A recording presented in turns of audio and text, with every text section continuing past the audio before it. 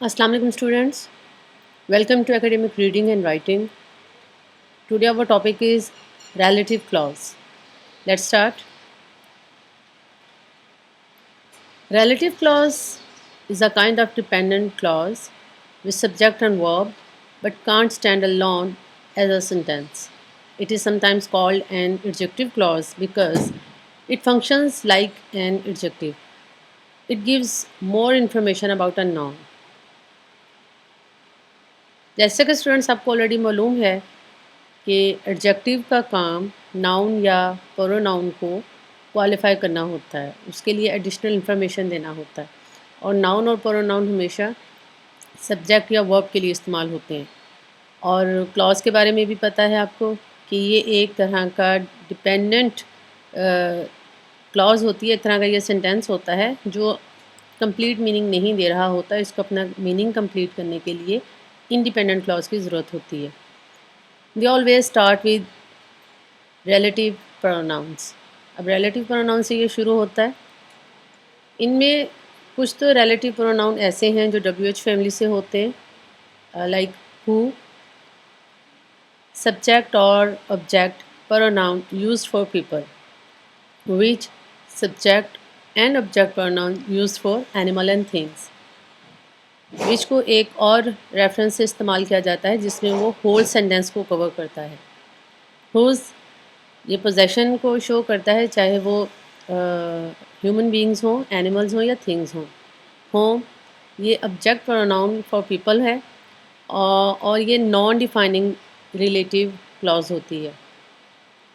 और अगर defining relative clause की बात करें तो वो हम हु की तरफ रेफ़र करते हैं। और दैट सब्जेक्ट और object pronoun for people, animals and thing in defining relative clause. Well, अब इसके कुछ एग्जांपल्स हम देखते हैं। अगर हम हु को देखें, have you seen the man. अब ये एक कंप्लीट सेंटेंस है जिसके अंदर हमें सब्जेक्ट प्लस वर्ब दोनों का कॉम्बिनेशन मिलता है। Who is the new marketing director.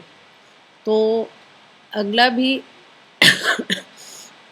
जो वर्ड है वो किसको डिफाइन कर रहा है? मैन को। ये पूरे सेंटेंस जो पहला एक सेंटेंस है उसके ऑब्जेक्ट को ये फर्दर उसकी इंफॉर्मेशन हमें दे रहा है। कौन से मैन को आपने देखा है जो कि नया मार्केटिंग डायरेक्टर है। अब विच की एग्जांपल हम देखते हैं। The horse which Sue was riding is very friendly. कौन सा horse? Which Sue was riding.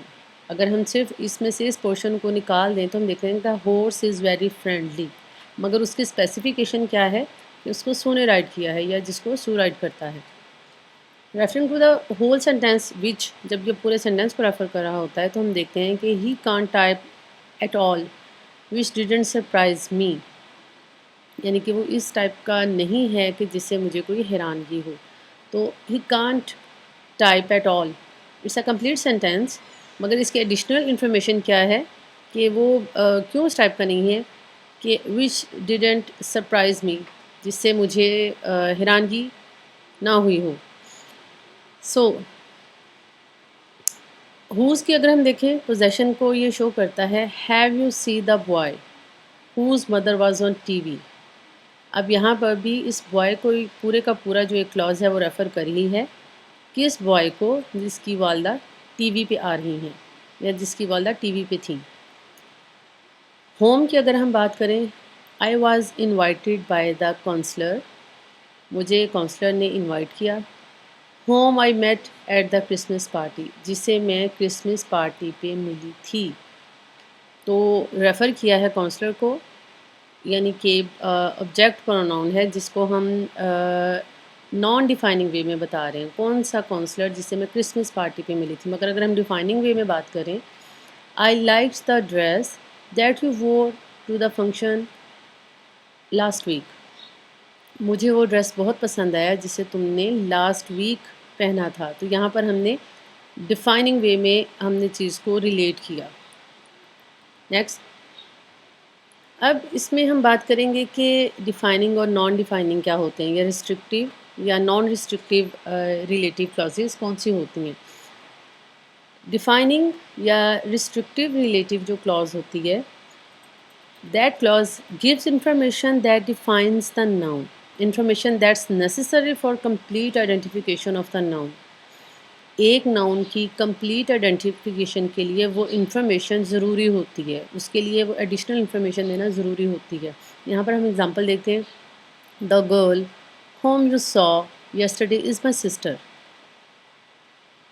वो लड़की जिसे कल आपने देखा वो मेरी बहन थी। तो यहाँ पर होम यू सॉ ये एक ज़रूरी एलिमेंट है इसके कंप्लीट होने के लिए। The girl is my sister, कौन सी गर्ल, कौन आपकी सिस्टर है जिसे आपने देखा कल। तो इसमें ये है कि आप ये देखें कि होम यू सॉ यस्टरडे बताना ज़रूरी था इस सेंटेंस की मीनिंग को कंप्लीट होने के लिए। दूसरी एग्जांपल हम देखते हैं, a seaman is someone who works on a ship. अब a seaman is someone एक सेंटेंस है कंप्लीट, मगर इसको मज़ीद क्लियर होने के लिए इस एडिशनल इन्फॉर्मेशन का होना ज़रूरी था, अदरवाइज़ ये बात पूरी नहीं होनी थी। दूसरी तरफ अगर हम नॉन रिस्ट्रिक्टिव रिलेटिव क्लॉज को देखें, रिलेटिव क्लॉज को देखें, तो non restrictive clauses clause gives additional information on something but do not define it. They are put in commas. ये उसको डिफ़ाइन करने के लिए ज़रूरी नहीं होती है, बल्कि किसी चीज़ की सिर्फ एडिशनल इन्फॉर्मेशन देने के लिए होती है। पहले वाले में हमने देखा कि उस बात को कंप्लीट होने के लिए, उस नाउन या प्रोनाउन को डिफ़ाइन करने के लिए उस इन्फॉर्मेशन का होना ज़रूरी था, जबकि यहाँ पर ये डिफ़ाइन नहीं करता है, ज़रूरी नहीं होता है, बल्कि ये एडिशनल इन्फॉर्मेशन देता है। और अगर ये एडिशनल इन्फॉर्मेशन नहीं भी होगी तो समहाउ ये सेंटेंस कंप्लीट होगा। For example, Mary who is my girlfriend likes eating fast food. अगर हम सिर्फ इसको देखें कि Mary likes eating fast food is a complete sentence, मगर इसकी एडिशनल इन्फॉर्मेशन क्या है, हु इज़ माई गर्लफ्रेंड, यानी कि उसकी स्पेसिफिकेशन ये है, उसकी क्वालिटी ये है, और ये जो एडजेक्टिव क्लॉज है ये रेफ़र कर रही है मैरी को।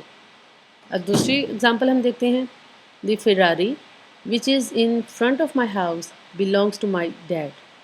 इसमें से अगर हम इस चंक को निकाल दें, which is in front of my house the Ferrari belongs to my dad, is a complete sentence, it's is the complete thought. और इसमें हम ये भी देखते हैं कि ये ज़रूरी नहीं है कि इंडिपेंडेंट क्लॉज़ एक साइड पे है और डिपेंडेंट क्लॉज़ एक साइड पे है, बल्कि हम इंडिपेंडेंट क्लॉज़ के बीच में भी डिपेंडेंट क्लॉज़ लिख सकते हैं। इस ये कहीं पे भी इसकी पोजीशन हो सकती है, क्योंकि हमने यहाँ पर नाउन या प्रोनाउन को क्वालिफाई करना है, और नाउन और प्रोनाउन हमेशा या तो सब्जेक्ट होते हैं या ऑब्जेक्ट होते हैं। तो ये या तो सब्जेक्ट से पहले आएगा या उसके बाद भी आ सकता है, या तो ये ऑब्जेक्ट से पहले आएगा या उसके बाद भी आ सकता है। तो इसकी पोजीशन कुछ भी हो सकती है। अब हम फर्दर देखते हैं restrictive relative clauses. Object pronoun is defining relative clause can be dropped. अब यहाँ पर जो ऑब्जेक्ट प्रोनाउन जो मैंने आपको पहले बताया था कि WH फैमिली से भी कुछ प्रोनाउन हैं, उनमें से हम इन्हें ड्रॉप भी कर सकते हैं। ठीक है, like the boy who we met yesterday is very nice. इसमें से हम हु को निकाल भी सकते हैं। The boy we met yesterday is very nice. तो ये ज़रूरी नहीं है इसको समझने के लिए कि इसके अंदर हमारा जो रिस्ट्रिक्टिव रिलेटिव क्लॉज है वो लाजमी इसके अंदर होगा। तो defining relative clauses are often used in definitions. A lumberjack is a person who cuts wood. तो ये डेफिनेशन के अंदर भी इस्तेमाल होता है हु के साथ।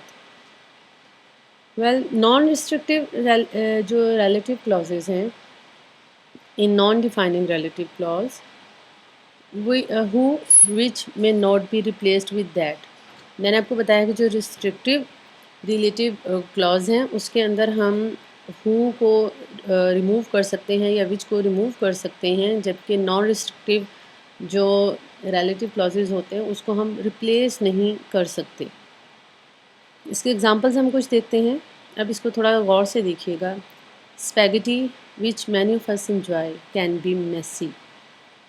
अब इस सेंटेंस को देखिए कि ये कोमास के अंदर है। एक इसका जो पोर्शन है, जो इसकी डिपेंडेंट क्लॉज है, जो स्पैगेटी को रेफ़र कर रही है, which many of us enjoy, ये रेफ़र करिए स्पैगेटी को। अगर ये पोर्शन इसके अंदर नहीं भी होगा तो कोई मसला नहीं होगा, स्पैगेटी कैन बी मेसी। मगर हमने स्पैगेटी को थोड़ा सा फर्दर इसकी एडिशनल इन्फॉर्मेशन दी है, तो ये नॉन रिस्ट्रिक्टिव रिलेटिव क्लॉज होगा। This is the book that everyone is talking about. और यहाँ पे देखें कि यहाँ पर कोमस के साथ हमने उस पोर्शन को ऐड नहीं किया है, बल्कि यहाँ पर एडिशनल इंफॉर्मेशन दी गई है। दिस इज़ द बुक, कौन सी book, that everyone is talking about, जिसके बारे में हर कोई बात कर रहा है। तो इसकी स्पेसिफिकेशन ज़रूरी थी, इस किताब की क्वालिटी बताना ज़रूरी थी कि ये कौन सी किताब है। तो ये हम देखते हैं कि ये डिफाइनिंग रिलेटिव क्लॉज है। She wrote to the person whom she had met last month. यहाँ पे भी हम देख रहे हैं कि कोमा नहीं है, तो ये भी डिफाइनिंग रिलेटिव क्लॉज है। We didn't bring the receipt comma which was the big mistake. तो ये हम देख रहे हैं कि नॉन डिफाइनिंग रिलेटिव क्लॉज है, क्योंकि अगर हम ये which was a big mistake हम निकाल भी देंगे तो हमारा सेंटेंस या थॉट कंप्लीट है, मगर इसको हमने फर्दर डिफ़ाइन कर दिया है कि हमारा रिसीट को ना लेके आना एक बड़ी गलती है। I have a friend whose cat is annoying. अब इसके अंदर से आप खुद देखते जाएं कि कौन सा डिफाइनिंग है और कौन सा नॉन डिफाइनिंग है। People who are clever can always find a way. Grandma remembers a time when radio shows were popular. Never go to a doctor whose office plants have died. Students, यहाँ पर कुछ मैं आपको shorten relative clauses का बताती हूँ। Relative clauses with who, which, that as subject pronoun can be replaced with the participle. This makes the sentence shorter and easier to understand. अब यहाँ पर पार्टिसिपल को एक बार मैं फिर आपको बता देती हूँ कि ये वर्ब के साथ जब हम आईएनजी का फॉर्म लगा के उसको नाउन बना देते हैं या फिर उसका एडजेक्टिव बना देते हैं, तो उसको हम पार्टिसिपल कहते हैं। या फिर उसकी थर्ड फॉर्म ऑफ वर्ब लगा के उसको एडजेक्टिव बना देते हैं, तो ये पार्टिसिपल होता है। अब इसकी कुछ एग्जांपल्स हम देखते हैं। I told you about the women who lives next door. तो हम यहाँ पे देखेंगे who live next door is a dependent clause. अब इसका हम दूसरी फॉर्म देखते हैं पार्टिसिपल के साथ। आई told you about the women living next door. तो हम ये देखते हैं कि हु लिव्स को निकाल के अगर हम लिविंग लगा देते हैं, एक प्रेजेंट पार्टिसिपल लगा देते हैं, तो ये थोड़ी सी शॉर्टर फॉर्म हो जाती है और इजी टू अंडरस्टैंड, और थोड़ी सी इसके अंदर थोड़ी सी डिफाइनिंग ज़्यादा हो जाता है, ये इसमें क्लैरिटी ज़्यादा आ जाती है। Do you see the cat which is lying on the roof. Do you see the cat laying on the roof. तो अब हम ये भी देख रहे हैं कि विच इज़ लेइंग को निकाल के अगर हमें सिर्फ लेइंग लगा दिया है तो ये सेंटेंस ज़्यादा अच्छा लग रहा है, ज़्यादा क्लियर लग रहा है। So students, this is short description of relative clauses, और मुझे उम्मीद है कि आपको ये सारा समझ आ गया होगा। अगर इसमें से कोई भी पॉइंट आपको नहीं समझ आया होगा तो आप इजी क्लास के प्लेटफॉर्म पे आप मुझसे पूछ सकते हैं। Thank you.